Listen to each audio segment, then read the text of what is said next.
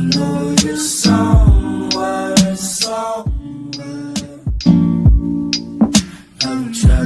Bonjour à tous, donc c'est Julie de zenotravail.fr, donc je vous remercie de suivre cette vidéo.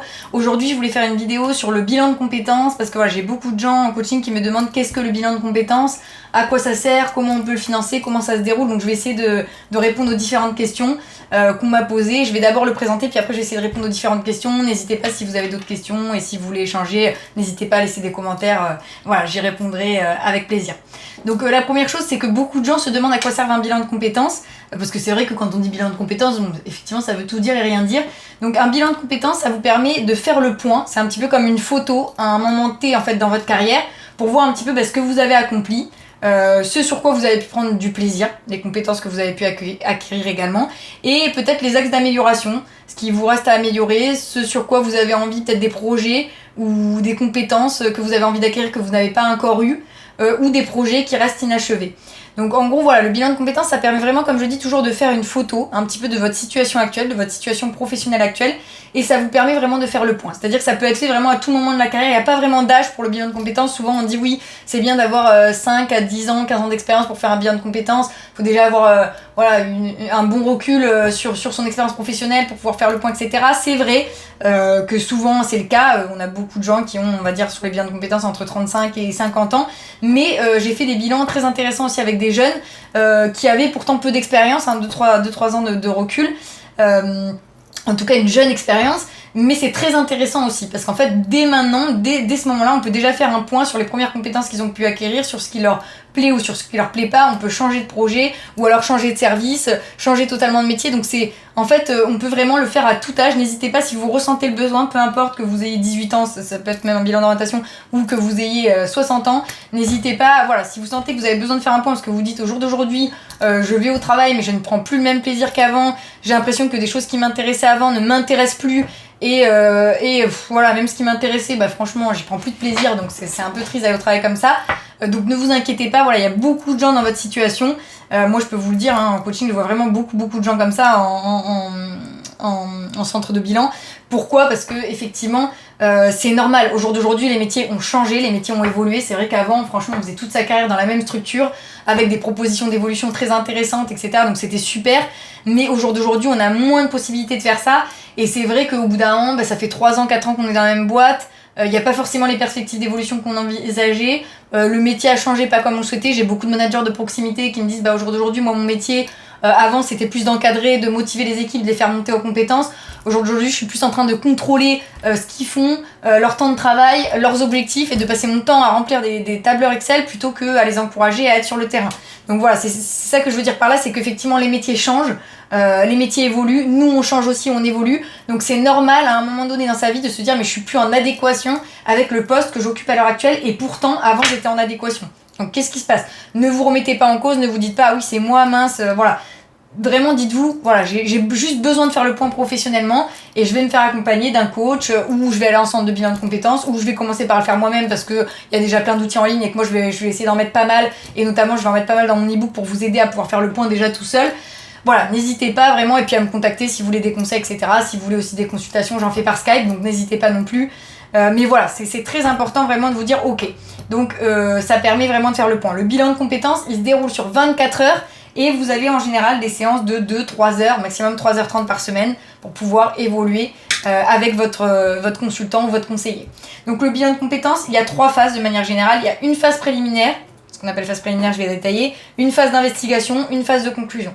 La phase préliminaire, ça va être vraiment le premier contact, donc souvent on va demander à la personne de revenir sur tout son passé professionnel, donc vraiment depuis ses premières expériences jusqu'à aujourd'hui, détailler les différents postes qu'il a pu avoir, les différentes missions qu'il a exercées, les compétences qu'il a pu acquérir, les situations où il s'est senti en difficulté, ce qu'il a aimé, ce qu'il a moins aimé sur ce poste. Donc vraiment on revient sur les racines de votre carrière jusqu'aujourd'hui.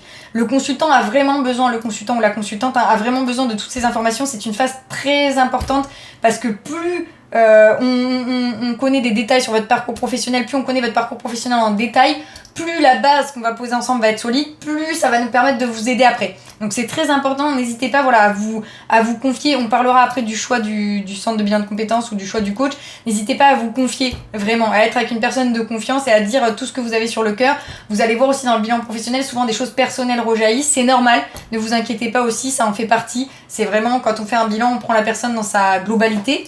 Donc voilà, c'est normal, ne vous inquiétez pas là-dessus. Et cette phase va nous permettre vraiment d'asseoir voilà, ce que vous avez fait, ce que vous avez accompli au jour d'aujourd'hui, où vous en êtes, comment vous vous sentez. Ça va vraiment poser la base. Ensuite, dans la phase d'investigation, à l'aide donc d'échanges et d'outils, on va essayer un petit peu donc, des outils de personnalité, des questionnaires, c'est des outils d'orientation, ça dépend des cabinets et des coachs, différents outils sont utilisés, mais on va vraiment creuser pour essayer de comprendre voilà, ce qui va pas aujourd'hui, ce qui pourrait vous correspondre, ce que vous pourriez aimer faire, ce qui pourrait aller avec votre personnalité, avec votre envie, avec la personne que vous êtes devenu. Donc c'est tout un travail qui va essayer qui va cheminer petit à petit à travers d'échanges et comme je le disais, et d'outils. C'est une phase voilà, qui va prendre en fonction de la personne entre 10 et 15 heures, ça dépend où on est dans le bilan. Et puis après, il va y avoir la phase de conclusion. La phase de conclusion, on arrive où on a trouvé le projet. Par exemple, là récemment, je travaillais avec un monsieur qui travaille dans les assurances, qui lui, on était parti sur plusieurs pistes. Ça peut arriver aussi qu'au début du bilan, voilà, on détermine bien sûr les objectifs ensemble, et ça peut arriver que la personne ait déjà des pistes, et que donc on coordonne nos objectifs aussi en fonction des pistes de la personne. Donc ce monsieur voulait soit reprendre un cabinet d'assurance, donc prendre une franchise, dans les mois qui suivaient, soit se spécialiser sur les risques industriels, c'était quelque chose qu'on avait déterminé ça quand on avait un petit peu avancé dans les séances, soit changer complètement de voie, et il était ouvert évidemment aux possibilités, aux choses qu'on pourrait trouver dans le bilan de compétences. Bon, finalement, voilà, on a trouvé qu'il était effectivement très intéressé par le milieu de la finance, c'est beaucoup ressorti, et finalement, petit à petit, on s'est dirigé sur ce poste de directeur financier, directeur administratif financier, qui l'intéressait beaucoup, donc il faisait pas du tout partie de ses plans du départ, mais voilà, petit à petit, on est arrivé là-dessus, ça l'a beaucoup intéressé, il a interviewé plusieurs personnes, etc. Donc c'était vraiment ce qu'il souhaitait faire et ça a coordonné avec ses envies. Et donc il avait un niveau Master 1, donc il a dû repartir effectivement sur un Master 2 DAF, donc directeur administratif et financier. Donc on a repéré, nous, les différents instituts près de sa ville qui pouvaient lui décerner ce diplôme. Il a rencontré différentes écoles, hein. J'amène toujours les gens à rencontrer les instituts de formation, les écoles, pour voir voilà, vraiment avec laquelle vous êtes le plus à l'aise, le planning avec lequel vous êtes le plus à l'aise. Donc il a fini par se diriger sur une école. Et du coup, voilà, au jour d'aujourd'hui, je l'ai aidé à rédiger son dossier, donc CV, lettre de motivation, présentation d'entretien. Il a été admis et il va commencer là cette année son année de Master 2 pour effectivement, son année de reprise d'études, en tout cas de Master 2, pour se diriger sur un poste de DAF. Donc voilà, ça c'est la phase de conclusion. C'est une fois qu'on a décidé le métier qu'on souhaitait faire, qu'on souhaitait aborder, ou voilà le changement qu'on souhaitait aborder et comment on va faire à court et moyen terme pour arriver à cet objectif-là. Donc c'est vraiment cette phase-là qui est, on va dire, en tout cas la phase finale, ou la phase, entre guillemets, l'aboutissement du bilan de compétences.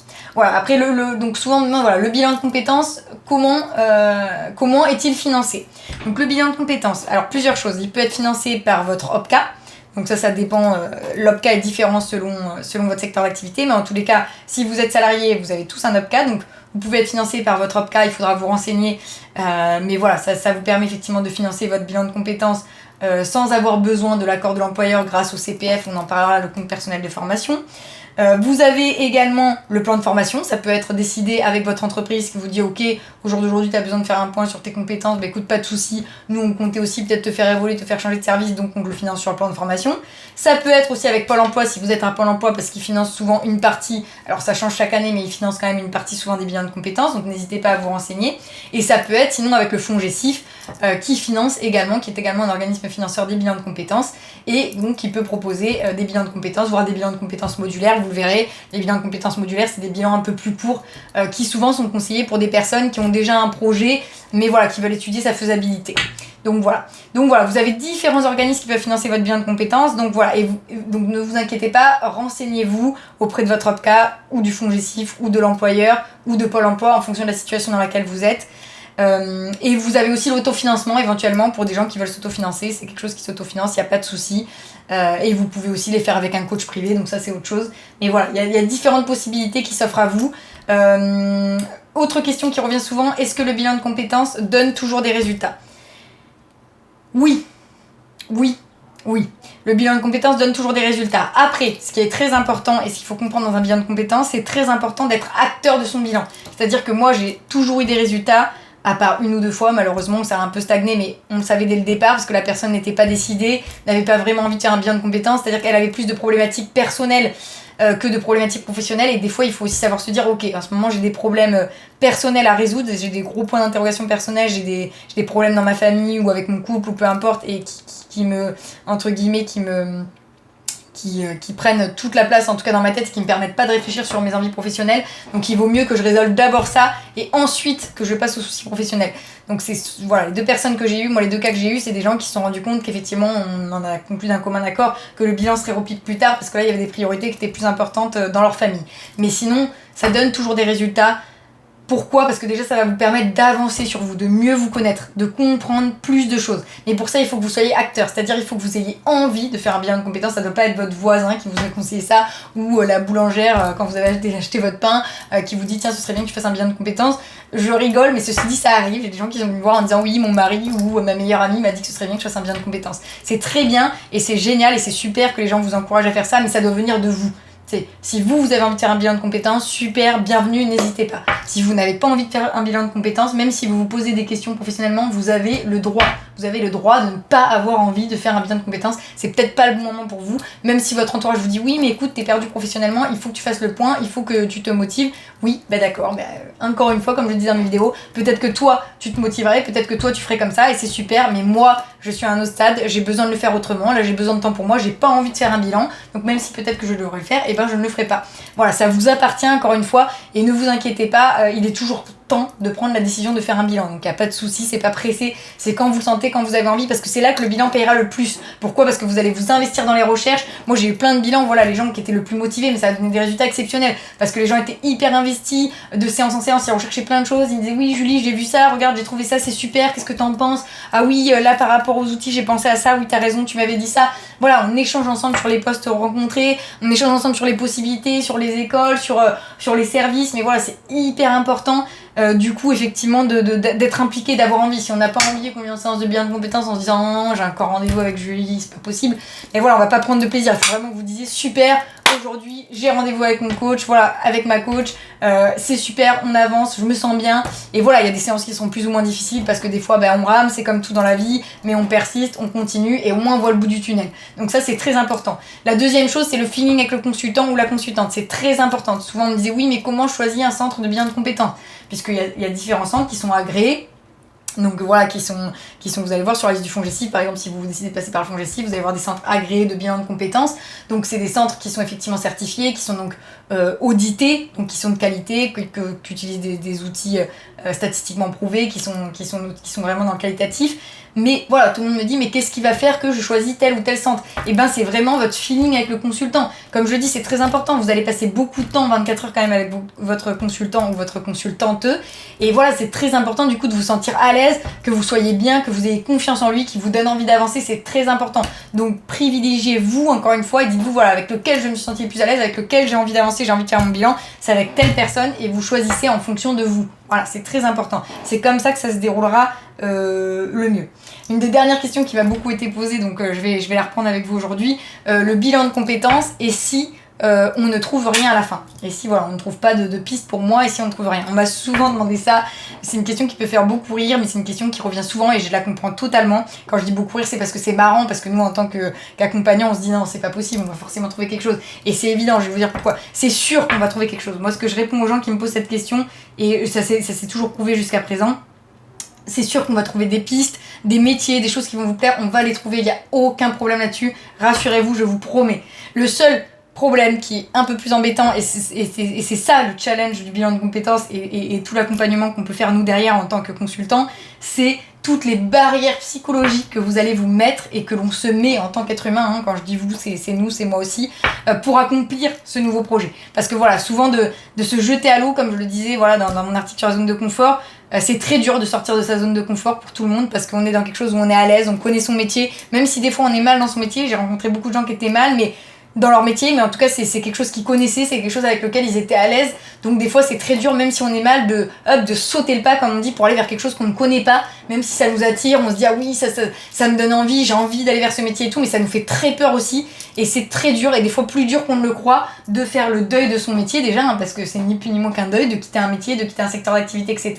Et de rebondir sur un autre métier, de se remettre des challenges, de refaire ses preuves quelque part, de repartir de zéro, et même si c'est super enrichissant, super intéressant, ça fait aussi très peur, et c'est tout à fait normal, je comprends tout à fait. Et donc c'est ça qui va être le plus intéressant pour nous les coachs, qui va être le plus gros challenge, mais vous inquiétez pas, là aussi vous allez réussir, et j'ai aucun doute là-dessus, mais voilà, ne vous inquiétez pas, c'est pas la piste qu'on va pas trouver, il y a aucun souci, on va vous trouver un métier, vous trouvez un métier, c'est pas à nous de vous le trouver, pardon, je formule mal, c'est vous qui allez vous trouver un métier, nous on est juste là pour vous guider, on est un fil conducteur, mais c'est vous qui avez les rênes de votre vie, bien heureusement, et c'est vous qui prendrez toujours les décisions, et d'ailleurs ne laissez personne prendre des décisions à votre place, c'est très important, j'insisterai jamais assez là-dessus. Voilà, on est dans une société où beaucoup de gens mais pour notre bien, hein, mais voilà, essayent de nous donner des conseils ou des choses qu'ils trouvent pertinentes, de nous diriger sur des voies, que ce soit nos parents, que ce soit l'éducation, et c'est super, que ce soit nos frères et sœurs, et c'est super, mais voilà, n'oubliez jamais que c'est à vous de prendre les décisions. Personne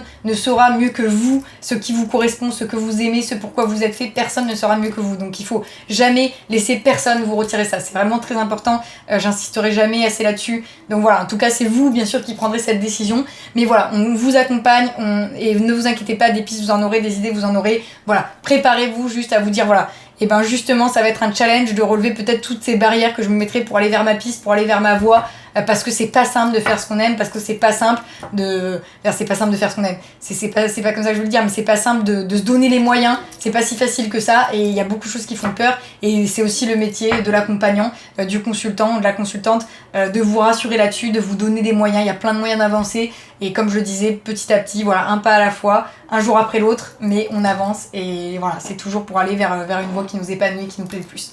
Voilà, bah écoutez, n'hésitez pas à liker ma vidéo, à me laisser plein de commentaires positifs, voilà, parce que j'espère que ça vous aide beaucoup, en tout cas c'est le but, et puis surtout n'hésitez pas à vous abonner à ma chaîne, voilà, je vous remercie, je vous dis ciao.